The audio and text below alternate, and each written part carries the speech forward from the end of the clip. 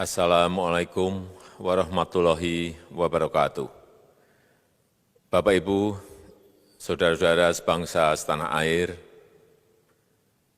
pagi tadi saya telah memimpin rapat terbatas secara virtual tentang Undang-Undang Cipta Kerja bersama jajaran pemerintah dan para gubernur.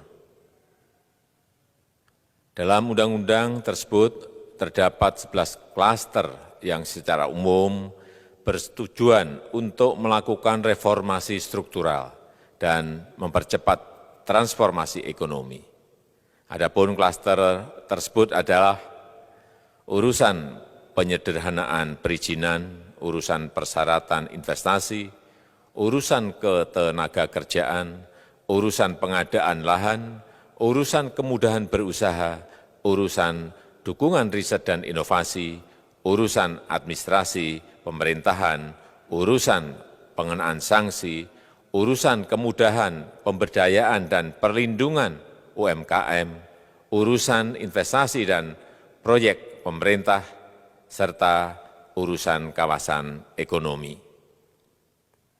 Dalam rapat terbatas tersebut, saya tegaskan mengapa kita membutuhkan Undang-Undang Cipta Kerja. Pertama, setiap tahun ada sekitar 2,9 juta penduduk usia kerja baru, anak muda yang masuk ke pasar kerja, sehingga kebutuhan atas lapangan kerja baru sangat-sangat mendesak. Apalagi di tengah pandemi, terdapat kurang lebih 6,9 juta pengangguran dan 3,5 juta pekerja terdampak pandemi COVID-19. Dan sebanyak 87% dari total penduduk bekerja memiliki tingkat pendidikan setingkat SMA ke bawah, di mana 39% berpendidikan sekolah dasar. Sehingga perlu mendorong penciptaan lapangan kerja baru, khususnya di sektor padat karya. Jadi, Undang-Undang Cipta Kerja bertujuan untuk menyediakan lapangan kerja sebanyak-banyaknya bagi para pencari kerja serta para pengangguran. Kedua, dengan Undang-Undang Cipta Kerja akan memudahkan masyarakat, khususnya usaha mikro kecil, untuk membuka usaha baru. Regulasi yang tumpang tindih dan prosedur yang rumit dipangkas. Perizinan usaha untuk usaha mikro kecil, UMK, tidak diperlukan lagi, hanya pendaftaran saja. Sangat simpel. Pembentukan PT atau perseroan terbatas juga dipermudah. Tidak ada lagi pembatasan modal minimum. Pembentukan koperasi juga dipermudah. Jumlahnya hanya 9 orang saja. Koperasi sudah bisa dibentuk. Kita harapkan akan semakin banyak koperasi-koperasi di tanah air. UMK, usaha mikro kecil, yang bergerak di sektor makanan dan minuman, sertifikasi halalnya dibiayai pemerintah, artinya gratis. Izin kapal nelayan penangkap ikan misalnya, hanya ke unit kerja Kementerian KKP saja. Kalau sebelumnya harus mengajukan ke Kementerian KKP, Kementerian Perhubungan, dan instansi-instansi yang lain. Sekarang ini cukup dari unit di Kementerian KKP saja. Ketiga, Undang-Undang Cipta Kerja ini akan mendukung upaya pencegahan dan pemberantasan korupsi. Ini jelas karena dengan menyederhanakan, dengan memotong, dengan mengintegrasikan ke dalam sistem perizinan secara elektronik, maka pungutan liar, pungli dapat dihilangkan. Namun, saya melihat adanya unjuk rasa penolakan Undang-Undang Cipta Kerja yang pada dasarnya dilatar belakangi oleh disinformasi mengenai substansi dari undang-undang ini dan hoax di media sosial. Saya ambil contoh, ada informasi yang menyebut tentang penghapusan UMP, upah minimum provinsi, UMK, upah minimum kota kabupaten, UMSP, upah minimum sektoral provinsi. Hal ini tidak benar, karena faktanya upah minimum regional, UMR, tetap ada. Ada juga yang menyebutkan bahwa upah minimum dihitung per jam. Ini juga tidak benar. Tidak ada perubahan dengan sistem yang sekarang. Upah bisa dihitung berdasarkan waktu dan berdasarkan hasil. Kemudian adanya kabar yang menyebutkan bahwa semua cuti sakit, cuti kawinan, cuti khitanan, cuti baptis, cuti kematian, cuti melahirkan, dihapuskan. Dan tidak ada kompensasinya. Saya tegaskan juga ini tidak benar. Hak cuti tetap ada dan dijamin. Kemudian apakah perusahaan bisa mem-PHK kapanpun secara sepihak?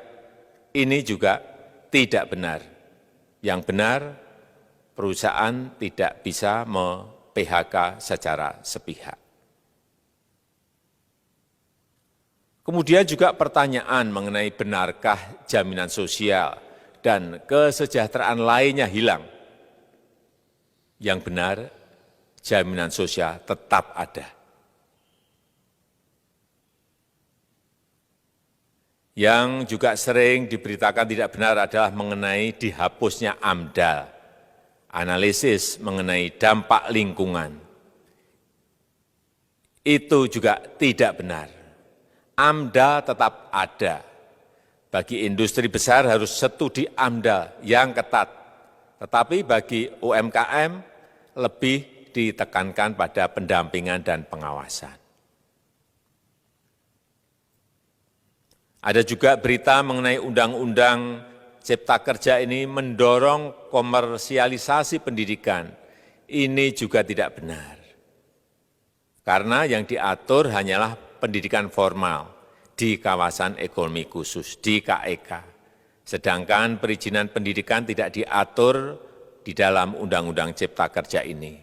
Apalagi perizinan untuk pendidikan di pondok pesantren. Itu tidak diatur sama sekali dalam Undang-Undang Cipta Kerja ini. Dan aturannya yang selama ini ada tetap berlaku. Kemudian diberitakan bahwa keberadaan bank tanah.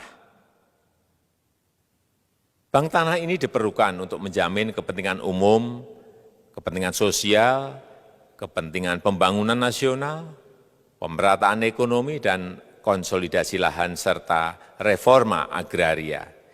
Ini sangat penting untuk menjamin akses masyarakat terhadap kepemilikan tanah, kepemilikan lahan. Dan kita selama ini tidak memiliki bank tanah. Saya tegaskan juga bahwa Undang-Undang Cipta Kerja ini tidak melakukan resentralisasi kewenangan dari pemerintah daerah ke pemerintah pusat. Tidak ada. Perizinan berusaha dan pengawasannya tetap dilakukan oleh pemerintah daerah sesuai dengan NSPK, norma, standar, prosedur, dan kriteria yang ditetapkan pemerintah pusat. Ini agar dapat tercipta standar pelayanan yang baik di seluruh daerah. Dan penetapan NSPK ini dapat nanti akan diatur di dalam PP atau peraturan pemerintah. Selain itu, kewenangan perizinan untuk non-perizinan berusaha tetap ada di Pemda, sehingga tidak ada perubahan.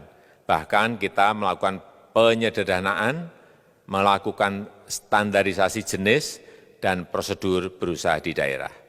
Dan perizinan berusaha di daerah diberikan batas waktu. Ini yang penting di sini. Jadi ada service level of agreement. Permohonan perizinan dianggap disetujui bila batas waktu telah terlewati. Saya perlu tegaskan pula bahwa Undang-Undang Cipta Kerja ini memerlukan banyak sekali peraturan pemerintah atau PP dan peraturan presiden atau Perpres. Jadi setelah ini akan muncul PP dan Perpres yang akan kita selesaikan paling lambat 3 bulan setelah diundangkan. Kita pemerintah membuka dan mengundang masukan-masukan dari masyarakat dan masih terbuka usulan-usulan dan masukan dari daerah-daerah. Pemerintah berkeyakinan melalui Undang-Undang Cipta Kerja ini jutaan pekerja dapat memperbaiki kehidupannya dan juga penghidupan bagi keluarga mereka. Dan kalau masih ada, jika masih ada ketidakpuasan terhadap Undang-Undang Cipta Kerja ini, silahkan mengajukan uji materi atau judicial review melalui MK, Mahkamah Konstitusi. Sistem ketatanegaraan kita memang mengatakan seperti itu. Jadi, kalau masih ada yang tidak puas dan menolak, silahkan diajukan uji materi ke MK. Saya rasa itu yang bisa saya sampaikan pada kesempatan yang baik ini. Terima kasih. Wassalamualaikum warahmatullahi wabarakatuh.